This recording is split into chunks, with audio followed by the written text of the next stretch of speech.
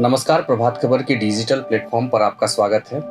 Health is wealth के आज के अंक में हम बात करेंगे आईवीएफ प्रक्रिया पर। ये प्रक्रिया क्या है और कैसे इस प्रक्रिया को महिलाएं अपनाती हैं और इस प्रक्रिया में कितना समय लगता है, कितने पैसे खर्च होते हैं, इन तमाम बिंदुओं पर बातचीत करने के लिए आज हमने अपने स्टूडियो में आमंत्रित किया है आईवीएफ की विशेषज्ञ डॉक्टर रूपाश्री पुरुषोत्तम जी को। मैडम, आपका स्वागत है और सबसे पहला यही सवाल होगा कि ये आईवीएफ है क्या और ये पूरी प्रक्रिया को थोड़ा समझाएं कि कैसे इसको हम अपनाते हैं। आईवीएफ की प्रक्रिया की अगर मैं बात करूं तो इसकी शुरुआत जो हुई थी 1976 में, यानी ऑलमोस्ट ये 50वां साल हो रहा है इस प्रक्रिया की शुरुआत की। इसका जो पहला इंडिकेशन या जिसके लिए किया गया था वह उस वक्त इसकी शुरुआत की गई थी जब ट्यूब ब्लॉक्ड होता था। तो कोई भी महिला अगर वो गर्भवती होना चाहती हैं तो नॉर्मली हम लोग उनको ऐसे समझाते हैं कि आपकी ट्यूब खुली होनी चाहिए, आपकी अंडाशय की स्थिति अच्छी होनी चाहिए, आपके पति में स्पर्म्स का जो है वो शुक्राणु जो है वो बीज सही होना चाहिए और जहाँ पे बच्चादानी, जहाँ पे इम्प्लांटेशन होता है वही वो सही होना चाहिए। लेकिन आज के डेट में अगर मैं आईवीएफ की बात करूँ तो ये काफ़ी एक्सटेंसिव इसका यूज़ हो चुका है। आज के डेट में not only for tubal factor, हम लोग अंडाशय से रिलेटेड फैक्टर्स में भी या फिर पुरुषों में अगर बीज रिलेटेड समस्या है तो उसके लिए भी आईवीएफ नॉर्मली कर रहे हैं। जी, एक तो आईवीएफ कर रहे हैं, एक तो ये समझना चाहेंगे कि ये पूरी प्रक्रिया अगर किसी महिला को अगर आईवीएफ कराना है तो वो प्रक्रिया कहाँ से शुरू होती है और कितने दिनों की ये पूरी प्रक्रिया होती है? देखिए, आईवीएफ रिलेटेड है इनफर्टिलिटी से। सबसे पहले ये अवेयरनेस बहुत ज़रूरी है कि इनफर्टिलिटी यानी बच्चा ना होने की समस्या क्या है।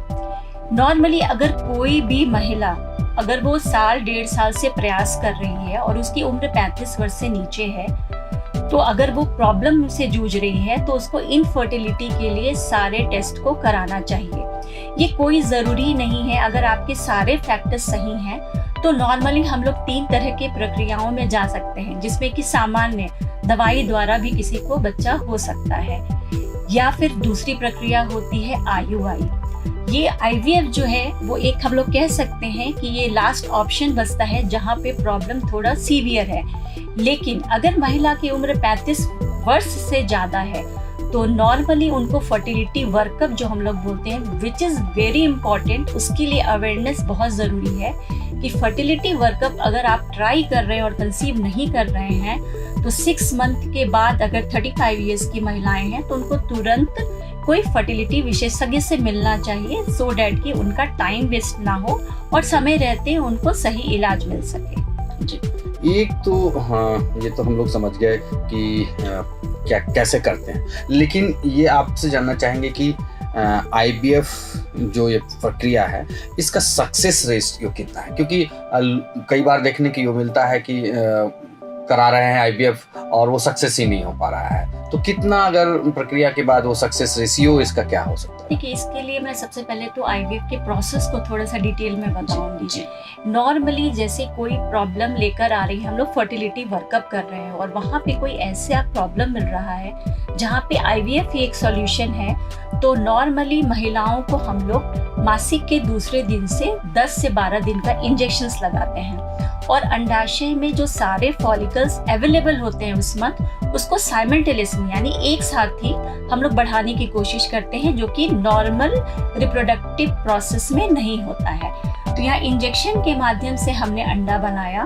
फिर एक छोटा सा प्रोसेस होता है पिकअप, जिसमें हम लोग एक को रिट्रीव करते हैं यानी एक को निकालते हैं और उसके बाद उनके पुरुष के जो उनके हस्बैंड है उनके शुक्राणु के साथ निषेचन या फर्टिलाइज करके एम्ब्रियो बनाते हैं। क्योंकि ये बहुत ही लैब बेस्ड प्रोसेस है और थोड़ा इसमें इंजेक्शंस वगैरह का खर्च थोड़ा ज़्यादा होता है, इसीलिए मैं ये कह सकती हूँ कि इसमें आज के डेट में अगर आप आईवीएफ में आ रहे हैं तो 1 to 1.5 लाख का खर्च 1 अटेम्प्ट में आप बिल्कुल ले सकते हैं, जहाँ की सक्सेस आपको 70% है। साइंटिफिकली अगर हम लोग डेटा देखें तो आईवीएफ में सक्सेस, हमारा काम एज अ डॉक्टर ये होता है कि एक अच्छे भ्रूण को आपके यूट्रस के अंदर डाल देना। और सक्सेस बहुत सारी चीज़ों पे डिपेंड करती है, बट एक अच्छे सेंटर में, एक अच्छे डॉक्टर्स के कंसल्टेशन में ये 70% तक सक्सेस नॉर्मली जाता है। एक चीज और, ठीक है मैम, ये तो हो ही गया कि हम लोग के सक्सेस रेट क्या है। एक चीज जानना चाहेंगे कि ये इनफर्टिलिटी की समस्या की मूल वजह क्या है? आखिर में क्यों इनफर्टिलिटी की समस्या हो रही है और महिलाओं को आईवीएफ की तरफ जाना पड़ रहा है? देखिए, इनफर्टिलिटी का जो रेट है वो दिन प्रतिदिन बढ़ता जा रहा है। इसको अगर मैं कॉमनली अगर एक्सप्लेन करूं तो सबसे पहला है लाइफस्टाइल। आज हमारे लाइफस्टाइल में ऐसा खान पान या हम लोगों का जो डाइट है, हम लोगों का लाइफस्टाइल है, लेट से उठना और अधिक से अधिक मोबाइल, ये सब का देखना, ये कहीं ना कहीं आपकी फर्टिलिटी पे प्रभाव डाल रही है। दूसरा इम्पॉर्टेंट कारण होता है कि कई आज के डेट में लड़कियां भी काम कर रही हैं, तो कई बार वो कैरियर की वजह से जो टाइम होता है, जो मैं ऐसे, ये चीज़ बहुत इंपॉर्टेंट है कि biological clock is ticking for every women. तो एक हम लोग जो बेस्ट जो टाइम बोलते हैं कंसीव करने का, that is between 24 to 30 years, वो आपकी फर्टिलिटी को मैक्सिमम पोटेंशियल देता है।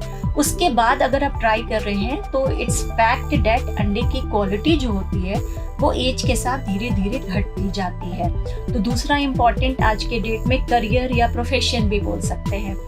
तीसरा, आजकल ये देखा जा रहा है कि इंडिया एक डायबिटिक कैपिटल हो रहा है, उसी तरीके से महिलाओं में भी जो इंसुलिन रेजिस्टेंस की वजह से अंडाशय की क्वालिटी भी खराब हो रही है। अंडाशय में जो अंडे हैं, बहुत कॉमनली पीसीओडी बहुत कॉमन हो गया है। और अगर मैं झारखंड की बात करना चाहूँ तो कई बार हम लोग को बहुत कम उम्र में महिलाओं का जो अंडा होता है वो दिखता है कि वो फेल कर चुका है, यानी बहुत लो लेवल पे आ चुका है, जिसको हम लोग प्रीमेच्योर ओवेरियन फेलियर कहते हैं।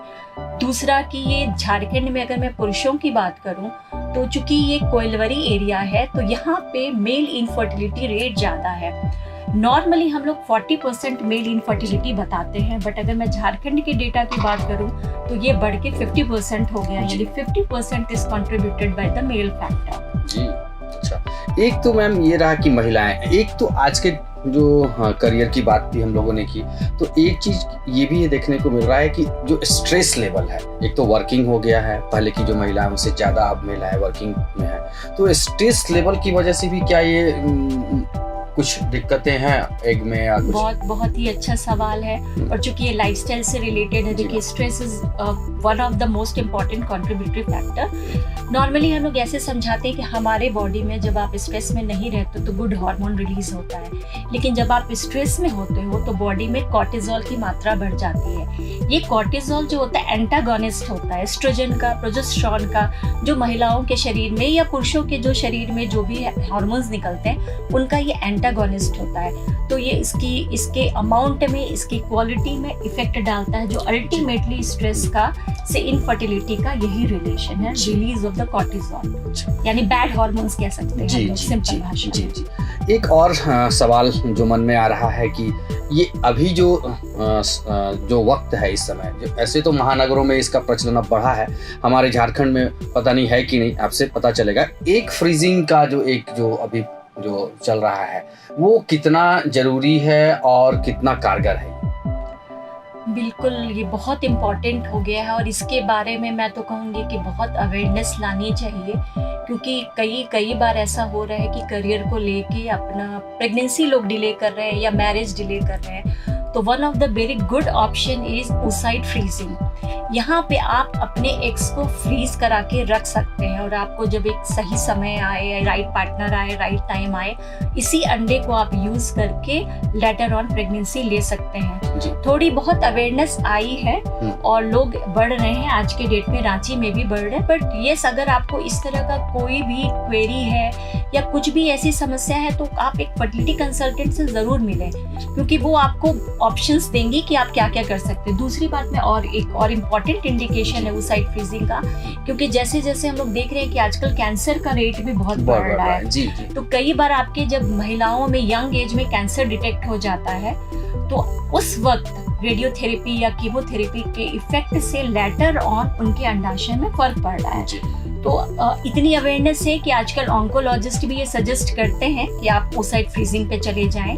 तो नॉर्मली ऐसे जो भी थेरेपी लेने वाले हैं उसके पहले उनको एक बार मिल के इस ऑप्शन के बारे में जरूर डिस्कस करना चाहिए। या फिर एक बहुत कॉमन एंडोमेट्रियोसिस भी आपने सुना होगा।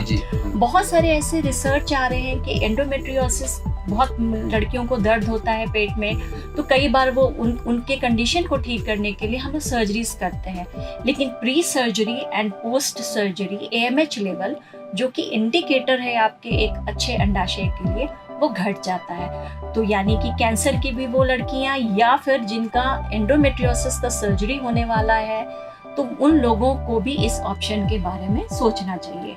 एक तो एक फ्रीजिंग वाला है, उसका कॉस्ट कितना होता है, ये भी एक थोड़ा सा जानकारी। देखिए, इसमें भी सेम प्रक्रिया है जो कि IVF का है। इसमें भी हम लोग ओवरी में वही इंजेक्शंस लगा के जितने भी एग्स रिट्रीव होते हैं उनको निकाल के फ्रीज करके रख देते हैं। कई बार हम लोगों को 2 या 3 साइकिल की जरूरत पड़ती है। तो 1 साइकिल में मैक्सिमम जो खर्च आता है आई थिंक कि 75,000 के ऊपर नहीं आएगा। बट येस, अगर उनको रिपीटेडली स्टिमुलेशन पे जाना पड़ रहा है तो मे बी अकॉर्डिंगली थोड़े खर्च बढ़ सकते हैं।